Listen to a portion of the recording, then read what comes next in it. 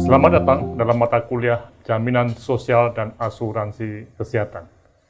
Kode mata kuliah ini KUI 7672 dan memiliki 2 SKS serta bersifat wajib yang diselenggarakan di semester 1. Saya, Profesor Dr. Laksono Trisnantoro, selaku koordinator mata kuliah yang didukung oleh beberapa dosen antara lain M. Fauzi Kurniawan SE, Akuntan, MPH, Dr. Diah Ayu Puspandari, Apoteker, MKes, Dr. Firdaus Hafiz, MPH, PhD, AAK, dan bersama saya ini adalah Dr. Gigi Julita Hendratini, MKes. Saya akan awali deskripsi mata kuliah ini yang membahas mengenai 1. Reformasi dalam pembiayaan kesehatan dan kebijakan fungsi pembiayaan yang diterapkan dari konsep pooling, revenue collection, dan purchasing. Kedua, bagaimana perkembangan dalam jaminan sosial dan asuransi kesehatan, khususnya jaminan kesehatan nasional di Indonesia. Silakan Bu Lita untuk memaparkan tujuan mata kuliah ini.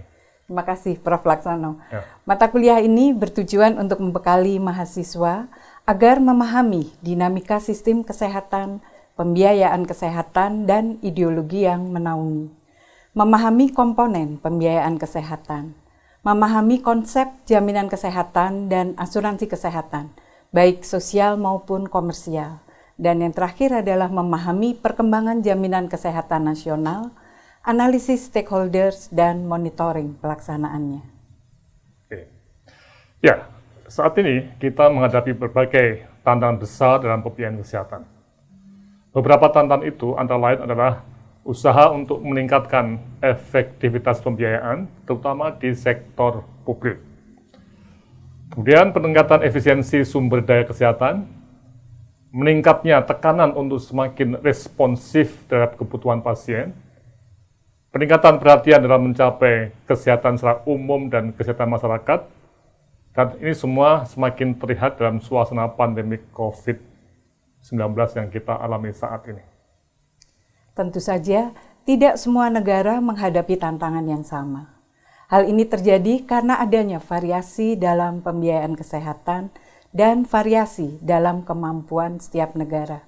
Sebagai contoh, ada perbedaan antara sistem NHS yang diterapkan di Inggris dan sistem Bismarck yang merupakan awal lahirnya asuransi kesehatan sosial yang diimplementasikan di Jerman. Oleh karena itu, mata kuliah ini akan diawali dengan penjelasan mengenai kerangka konsep pembiayaan kesehatan dan stakeholder.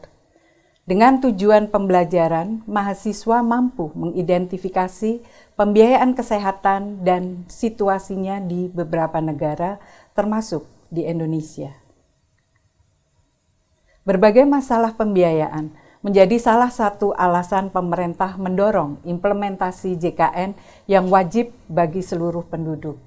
JKN mengadopsi sistem managed care yang mengintegrasikan pembiayaan dan pelayanan kesehatan serta menerapkan prinsip kendali mutu, kendali biaya. Oke, ya menarik apa yang disampaikan Bu Lita ya. Nah ini yang perlu kita cermati ya dalam implementasi kebijakan JKN yang sudah 7 tahun ya, 7 tahun, sejak tahun 2014 sampai sekarang, perlu didiskusikan apakah kebijakan pembiayaan kesehatan ini dapat meningkatkan akses terhadap pelayanan kesehatan, juga masalah equity atau keadaan sosial, dan juga mutu dalam pelayanan kesehatan sebagai indikator keberhasilan program jaminan kesehatan di Indonesia.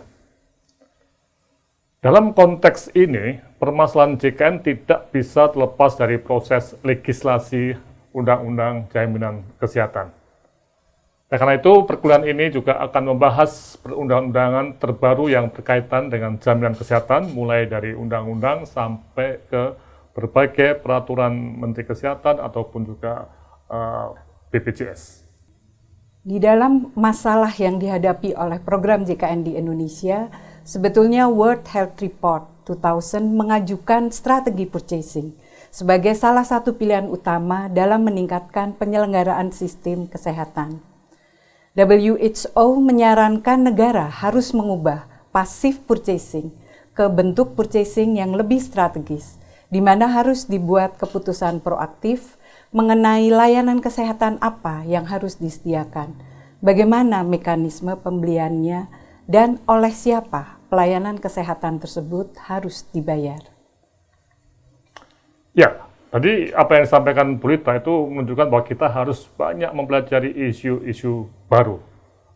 Oleh karena itu, mohon belajar dengan baik dan kuliah ini akan ditutup dengan sebuah seminar mengenai situasi jaminan kesehatan terkini untuk kita kritisi bersama.